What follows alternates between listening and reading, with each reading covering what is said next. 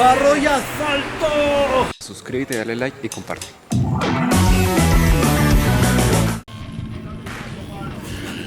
Bueno, este es el segundo día. Estamos en el evento Gladiadores. Espero mostrarles ahorita más de cerca cómo se desarrolla todo este evento. Aquí en palco, cubiertos, ya están con el picnic. Bueno, aquí estamos en la zona comercial. Carnecita, sopita y empanadas. Escoja, escoja.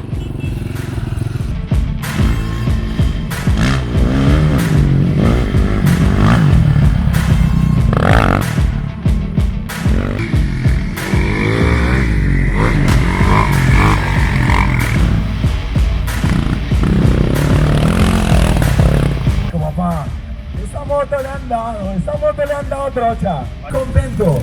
Esa moto tiene ¿cuántos? 500 kilómetros ya.